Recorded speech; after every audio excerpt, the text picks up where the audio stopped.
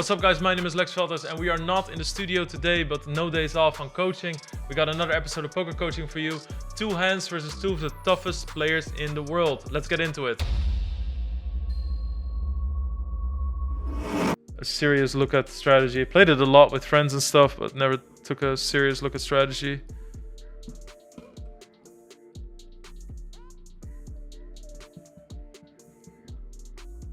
Spades is again in their favor. King is in mine though. I mean, if I get blasted here, I have way too much equity. Oh man. Okay, let's get straight into it.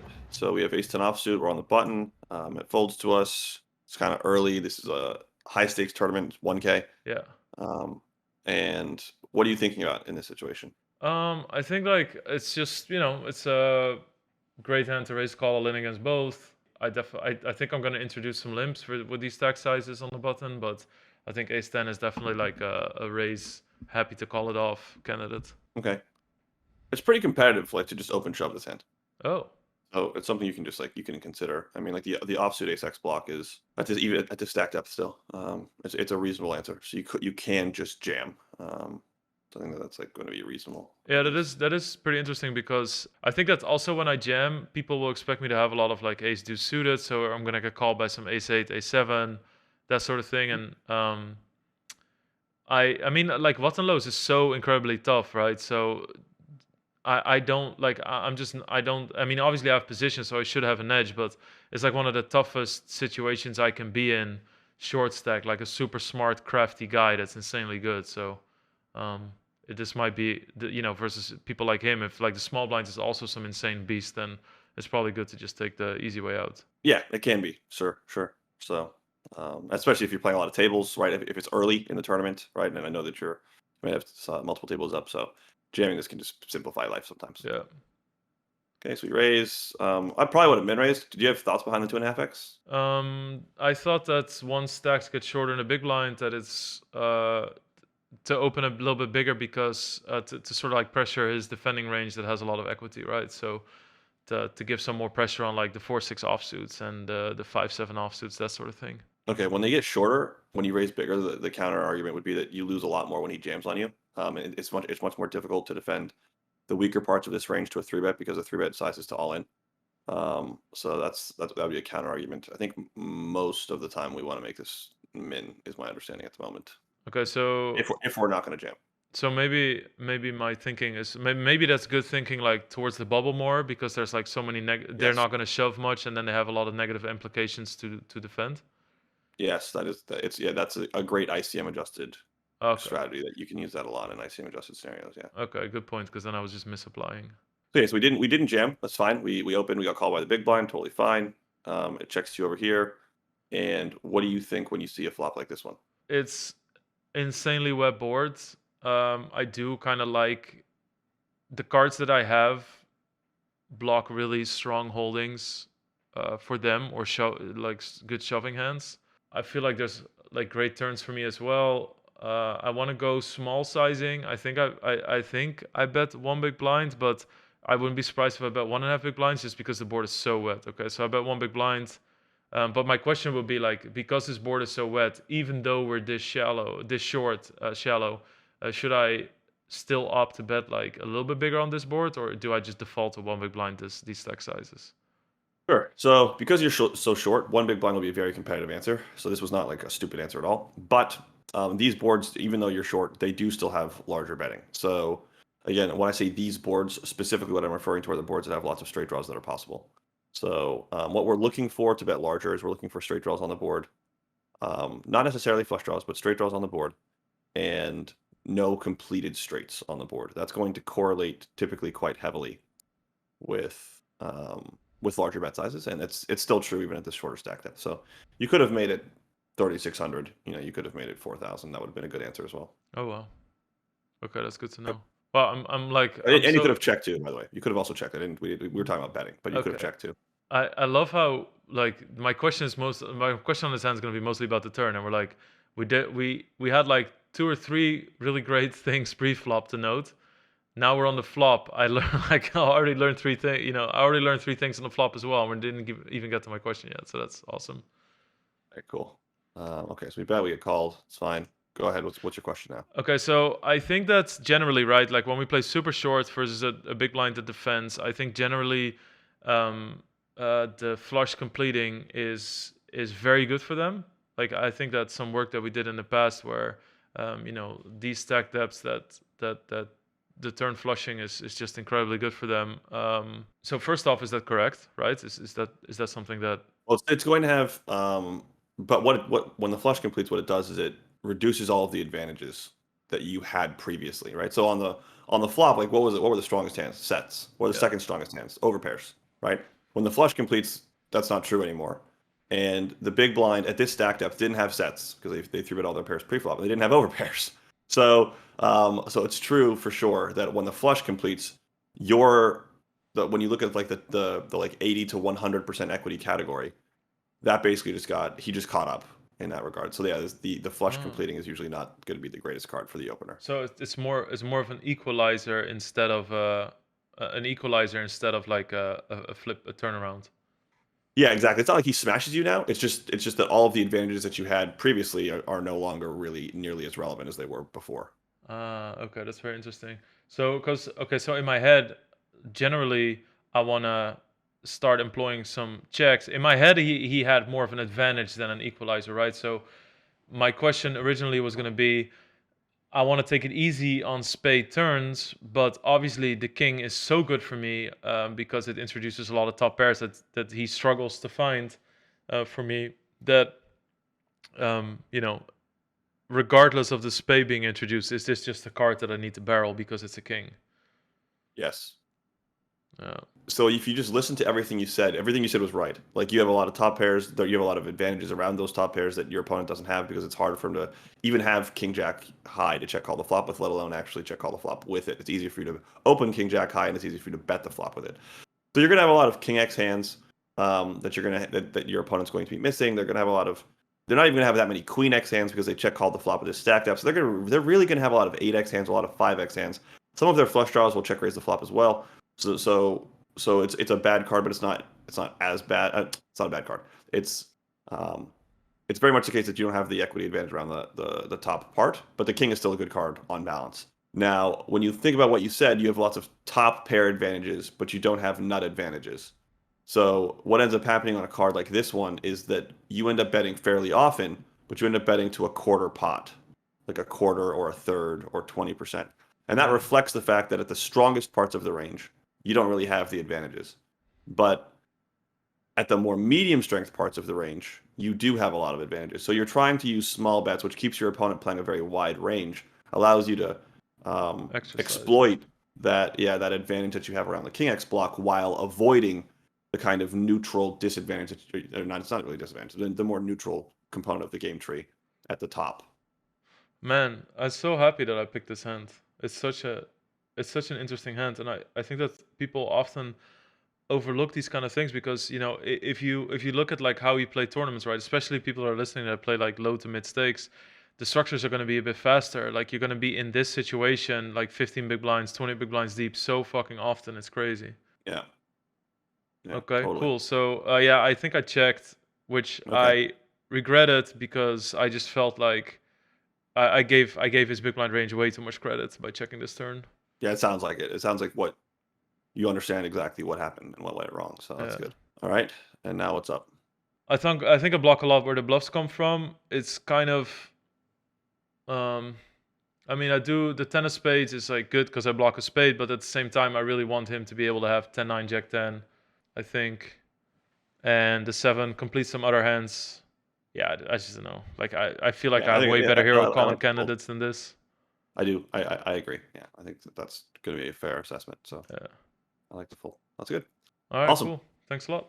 Incredible insight from Jordan there. It's so crazy how a pot that's only 16, 17 big blinds deep can teach you 5 or 6 things. Remember, it's really important to learn how to play short stack pots. In most tournaments, you're going to have 20 to 30 big blinds, so it's a really good area to study. Okay, let's go to the next hand where somebody did something that absolutely baffled me.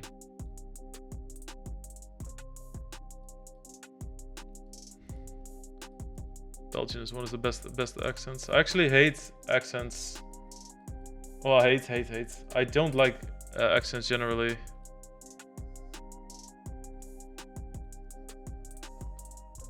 But well, actually, that's not entirely true. There's specific ones I don't like.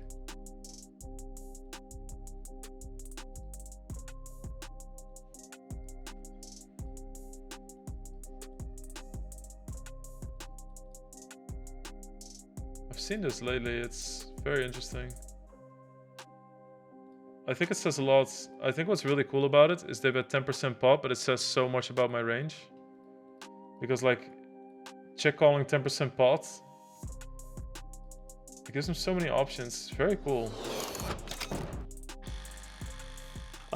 Okay, let's get straight into it. Let's go. So we've got an open here from the hijack and a flat here. This is kind of deep in a tournament. This is a bounty builder tournament. What are you thinking about when it gets to you here?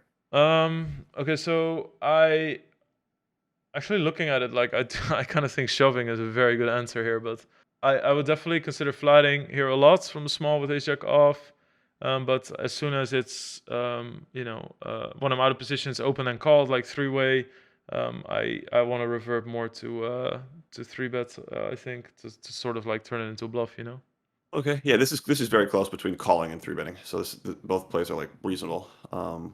And three betting was definitely pretty good. As far as jamming goes, this is not something I've studied, so I'm not really educated. I don't know if you can jam this deep in a regular PKO and a regular bounty builder. It would depend a little bit on how much money was on these guys' heads. I mean, it would depend a lot, probably, how much money is on these guys' heads. So yeah, I can't really speak to whether or not it's going to be a good idea or a bad idea to jam here. And then we get called by this player as opposed to the opener, which is pretty significant. Like, there's a very big difference between when this player calls, when this player calls. Yeah. So, and I think I bet 1/3 here. I think it's a reasonable flop. I mean, he's definitely going to have some, 10-9 suited, 9-8 suited, perhaps. But my 3-bet was 5x. So I think that, he doesn't have 9s or 7s. I think he's going to shove those actually a lot after my 3-bet. I think that he's going to have a lot of density around like king jack, king queen, ace high hands. So I kind of feel like by betting, I make him fold a shitload of equity.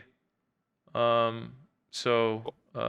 What makes you feel like he wouldn't have 7s? Because I would have assumed he could have 7s. Okay, 7s is okay. 7s is the one. Like 9s, definitely not. I think because he either 3-bets himself or jams over my squeeze. But 7s, I think def 7s could be in there. Yeah. Okay, cool. Okay. Yeah. So I think the flop's pretty standard because I don't know. I feel like I could deny equity turn. You could just one caveat on the flop. You could have probably bet larger, but aside from that, like you can bet like this too. But betting on this type of a board texture against this type of a range or especially where you think this player has like 7s or bust, they don't have 10s. If you don't give them 9s, they don't have 10s, they don't have jacks, they don't have queens, they don't have kings, they don't have aces. So like this player's range is like pocket 7s or bust, and maybe they have like some suited 9x or something. Your overpair advantage is like quite substantial if what we're saying is true. And you have a lot of hands that will need protection, like 10s, jacks. So you'll have a large bet size here. And typically, when you look at hands that have the same card as the hands you're value betting, so if you're value betting to a larger size with 10s and jacks, the hands that have a jack or a 10 in them will make very logical, larger size candidates. So you also have the ace of spades, which blocks the backdoor flush draws from calling you. So you block a hand like ace jack of spades from calling the flop, which is quite helpful most of the time when you have this type of hand. So larger sizes were an option; they were on the table, but it doesn't mean that you had to do it. So this is fine. Yeah, it's an interesting thought because I could if one of my my things is equity now, like the best way to deny equity if I have a really good option to do so is just bet big. That's exactly right. Yeah. Yeah. Okay. So it's like the right idea, but the wrong execution. Oh, it's not wrong. It's not wrong. Your play was fine. There's just an alternative. There's an alternative. That's all. All right. Okay. So now we get here, and this is obviously not the card you would have asked for if you got to ask for a jack. It's probably not this jack that you want. So what are you thinking about? Yeah. I mean, I'm like pretty torn. I'm like pretty happy, but I mean, it's kind of nice to have some resilient checks here. Like Um, Obviously, they're gonna have some overpairs with the heart, which play very well on this board. But I feel like this hand goes in there as it goes pretty good in the sort of check bucket, so to say. But I can't really give a really good reason for it. I notice while I'm talking. Well, one of the good reasons for it is because like it's reasonable for you to assume that this is going to be like a scenario that you shouldn't bet very often. Like this is not Yeah. going to be a great card, so it's not unreasonable to check some hands like overpairs like aces. It's not a stupid idea to check some hands like that, like kings or something. It's not stupid. Um, Typically, you'll still see that you have a betting range here. It's typically not going to be something like check range, although again, that's not stupid. But it's probably going. You're probably going to maintain a betting range, and typically that betting range is going to be to some extent value protection oriented. So you'll still see oftentimes betting around ace jack. You'll have a preference for betting ace jack with a heart because just absolute hand strength is really important. You'll see a lot of betting around pocket queens. You'll typically see a lot of betting around your sets. But yeah, like you can still check a lot here. Like it's totally reasonable to check a lot here. It's totally reasonable to check some hands like this. It's more reasonable to check ace jack no spade than ace jack no heart than ace jack with a heart. So I don't mind this play. This is fine. But betting was also on the table. Okay. So okay, and you face an in position 10% pot bet, which is more of a 2022, 2021, 2022, 2023 metagame strategy. This didn't exist 5 years ago at all, really. It's more like a byproduct of solvers being introduced to the game. So, what do you think when you see this? How do you think about dealing with it? I mean, honestly, the first thing I thought is like, wow, you got me. You know, like I kind of feel like maybe I'm overthinking this, but I feel like it restricts me so much. Like if I check raise, I have the wrong hand for it. But if I call, it's really hard to sort of like maybe I should think more about block betting rivers or something. But I kind of felt like he really locks up. He he locks this hand up in a way. Like it's just an insane freeze play out of position. Sorry, in position, and I didn't really want to raise because I don't really feel like I have the hand for that. You know, like maybe I can, like I feel like I have some more like strong hands mixed with maybe some hands with a heart in it or some shit that I can check raise here. Or, but if I check call, then do I block the river or is it just gonna go check check? Like I felt completely despite his bet size, I felt outplayed. I don't know. So, you're going to typically maintain relatively high raise percentages against these bets. That's one of the first things to think about. Doesn't mean always, but you will frequently maintain fairly high. That's you have no choice really. I mean, so what does fairly high mean? Fairly high means like 20% plus, which is like if you think about all the hands you could possibly have, raising with 25% of them is a lot of raising. Like that's a lot. Yeah, so that's like oftentimes how these scenarios will work, and that's because this is a very like you still have to think about his range. So if you and I normally tell people to concentrate on their hands, but in this case, let's try to think about his range. This this play will effectively get you to check call and check the river in a lot of scenarios. So what could make sense for that?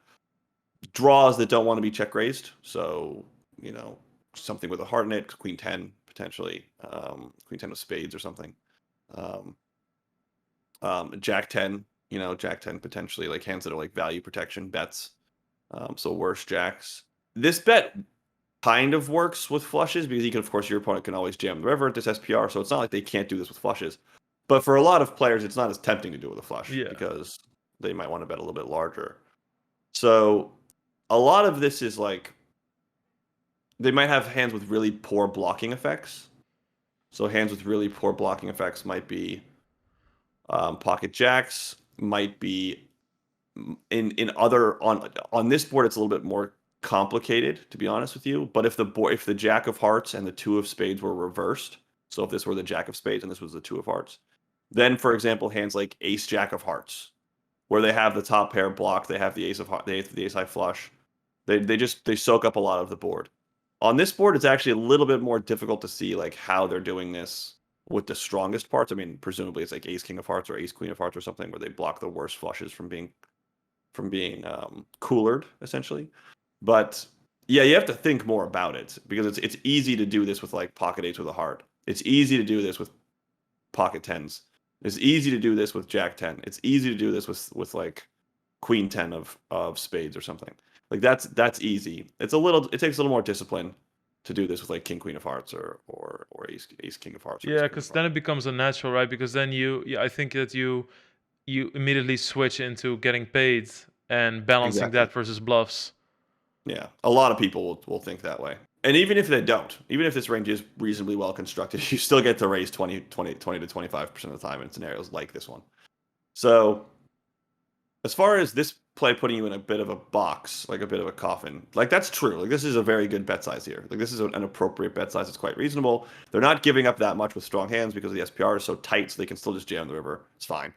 It's not perfect, but it's fine. They're in position. Like this at this SPR, this is reasonable. This is quite solid. Your counter strategy is to call a lot with this exact hand. That's not unreasonable. You can also jam, which is maybe a less intuitive answer for a lot of people. Mm-hmm. But you can just put like if this player has eights with a heart a lot, if they have Jack X, a lot, if they have that type of a range construction, you put it in a difficult place when you just ship it. Yeah. Um, Yeah. so you could just ship it with this hand. I think that's going to be quite reasonable. Had you check queens, I think that makes sense. Had you check kings, I think that makes sense. Had you check nines, I think even that makes sense because I do think that your opponent's probably going to check 9x. So I think you're going to run into like more Jack X combos.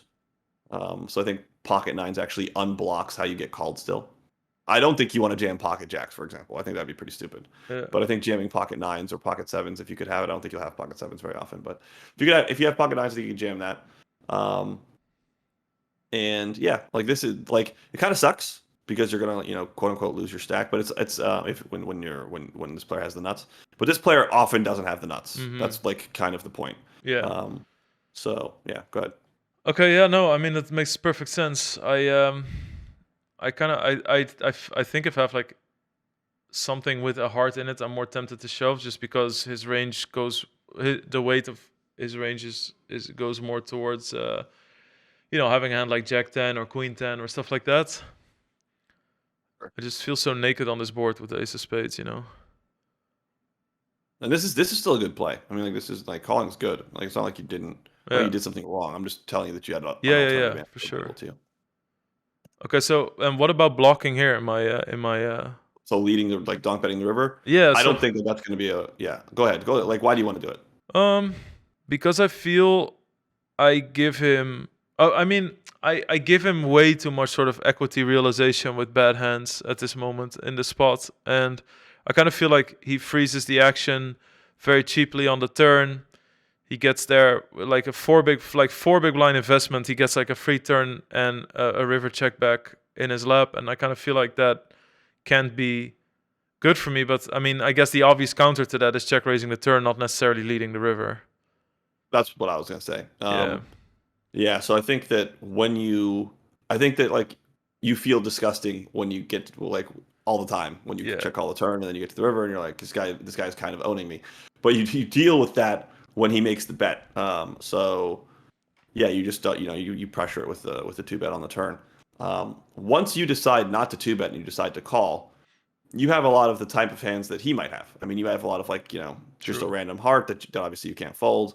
You might have pocket eights and feel like, oh my gosh, I don't know what to do, and I'm just gonna call. You might have pocket tens and feel the same way. I don't know. Oh my gosh, I don't know what to do. I'm just gonna call. You could have 9x, like ace nine suit or something, and feel like I don't want to barrel this card. You check, he bets 10%. Like, what are you gonna do? Obviously, you have to call. So you have a lot of medium strength hands. I think this hand doesn't really change things. Doesn't give you any advantages. It's a blank, right? So I think that if you check call the turn versus a 10% size, you should probably just check the river. Mm-hmm. Yeah, Fairly because I simple. also I felt like there was because I thought about leading, but then I felt like I was really struggling to find hands that would do well versus a raise, and it becomes a Yeah. bit more like as soon as I call a turn, like you say, like I could have some more resilient hands, like a jack with a heart or this hand or whatever, but it's not gonna be like where I just fist pump lead call the river, if they jam on us. So I feel like I open a door to some more shenanigans. Let's say he has pocket eights with a heart, and he's like, wait, hold a second, this guy has like queen jack all the time, but Yeah. So I do like your I like your play. I like your check. And yeah, there's just like equity realization strategy that this guy just deployed, Yeah. which I think is like fairly logical. I think it makes a lot of sense. Yeah, it's pretty cool because if I have ace king of diamonds on the turn, that's Yes, that's a rough spot. it is a rough spot. Yeah, I would be folding, but it's a rough spot for sure. Which again comes back to like, I mean, if I bet, let's say I bet 66% on this board or something on the flop, then sixes is going to be incredibly hard pressed to call. It's going to be in a difficult place for sure. This, I think, seeing sixes here also speaks to the probability that they could have Yeah, sevens. true. So this, yeah, and then yeah, like these larger bets, like this is where this range is going to be at a lot of the time. Like occasionally they'll have a set, but I think that a lot of times they're going to have these types of hands, and you're going to have queens, so you can just use larger bets and put them in a tough spot. Yeah. Okay. Amazing. All All right, right. I learned so many things about that hand. Thank you so much. awesome. I really hope that was as valuable for you guys as it was for me. Jordan is such an insane legend at setting that out perfectly. Also distinguishing what hands we do what with, and just have multiple strategies for those groups of hands.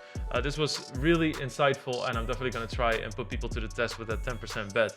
I hope you guys enjoyed. Please like, subscribe if you appreciate the content. If you have any questions, of course, leave them down below in the comments, and I'll see you next time. Bye bye.